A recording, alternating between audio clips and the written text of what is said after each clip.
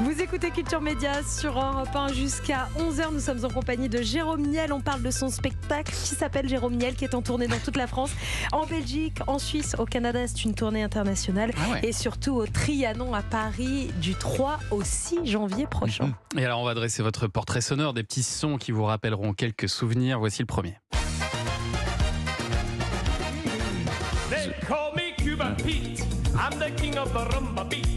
When I play the maracas, I go chick chicky boom. Vous avez reconnu The Cuban Pete? Bien sûr, The Mask. The Mask, film culte de 94, année de la révélation. Jim Carrey, il paraît que c'est votre acteur préféré. Oh, c'est un de mes acteurs préférés. J'ai pas vraiment d'acteur préféré, mais effectivement, il fait partie au moins du top 200 de mes acteurs préférés. Ah oui. Donc j'ai visé juste. On aurait pu ajouter Steve Carell, Ben Stiller, peut-être. Ah oui. Ouais, Que des gens très calmes, hein. Que des gens très calmes. Will Ferrell. Il y a beaucoup d'acteurs de cette tranche de l'Amérique que j'aime bien. Et alors en France, il y a un gars évidemment auquel vous me faites penser, c'est Albert Dupontel. Ouais, j'aime beaucoup. Quand il faisait ses one-man shows. Qui était incroyable d'ailleurs. Ouais. Et ça, il vous a inspiré aussi, non?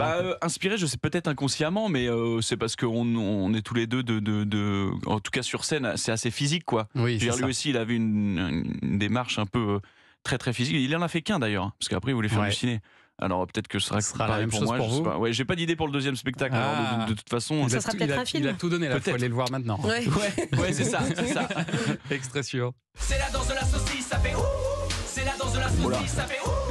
C'est la danse de la saucisse. Bon, en fait, tu peux le faire avec n'importe quoi. Hein. Ça fait ouh. J'étais jeune. C'est la danse de la merguez, ça fait ouh. Il n'y a pas d'excuse, Jérôme. C'est la danse de ta grand-mère, ça fait ouh.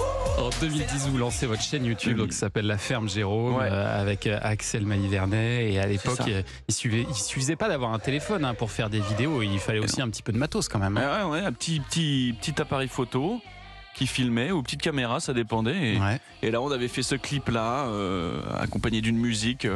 Ma foi, honorable, mais qui restera pas dans les annales. Mais c'était rigolo, c'était bien amusé. Il y avait tous les copains à l'époque, c'était assez rigolo. Oui, c'est drôle d'ailleurs de voir qu'ils étaient déjà tous là.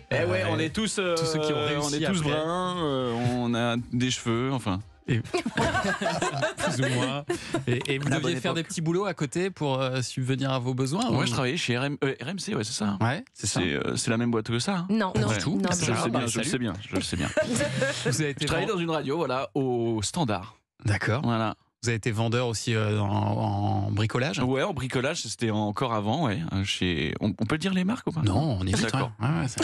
Donc un gros vendeur de bricolage. J'ai déjà baisé le jeu tout à l'heure, donc je vais vous écouter. C'était quand même Casto. C'était Castorama, un concurrent donc de Leroy Merlin. Et de Monsieur Bricolage. Et alors, La Ferme Jérôme, ça devient viral. Vous devenez un des youtubeurs les plus populaires du moment, comme Squeezie, Cyprien, quelques autres.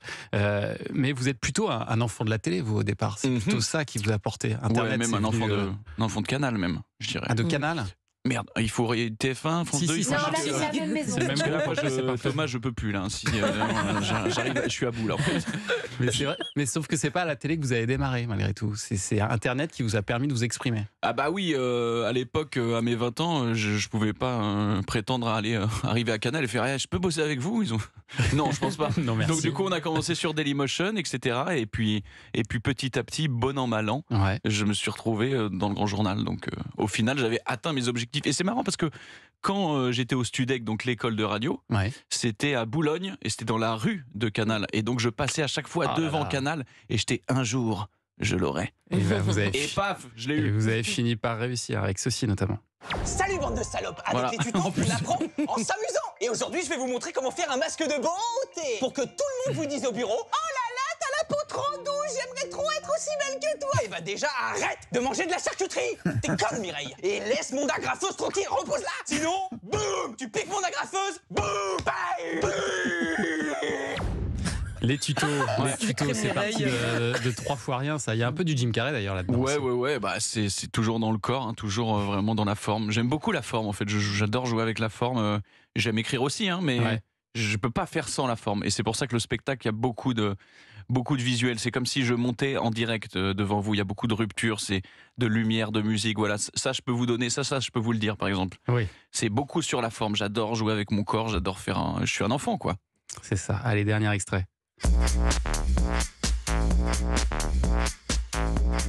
Vous vous souvenez tous de ça ou pas? Bien sûr.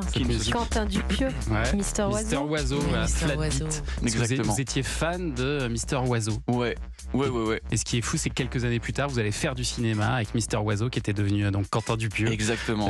Dans Fumer, fait tousser. Ouais. Comment vous êtes arrivé sur ce projet? Et ben c'était une demande directe du producteur Hugo Célignac, que je salue d'ailleurs. Et donc moi j'y croyais pas. Sur mon Insta, il m'a dit, est-ce que t'es libre de temps à temps? Et donc là j'ai eu vraiment la goutte sur le front. Et j'ai fait oui, je pense, oui. Et du coup l'aventure ça a été une demande ferme quoi. Et puis j'écoutais Quentin depuis longtemps. Enfin et je regardais surtout tous ses films. Son film Rubber m'avait complètement chamboulé à l'époque. Ouais. Je me suis dit c'était possible de faire ça en fait, un film avec un pneu qui tue des gens. C'était dingue. Et en plus c'est dingue, ouais. Ouais, avec pas beaucoup de matériel, et finalement il avait quand même sorti au cinéma, donc c'était dingue.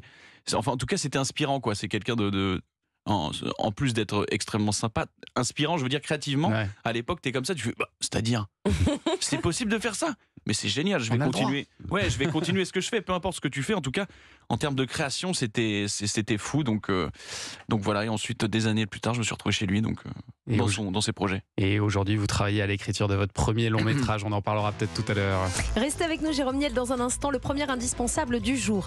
Alors, c'est une série qu'a vue Héloïse Goua. Elle a adoré. Apparemment, c'est une comédie romantique et ça s'appelle Sleep. Il va falloir démêler tout ça. À tout de suite sur Europe 1 dans Culture Média.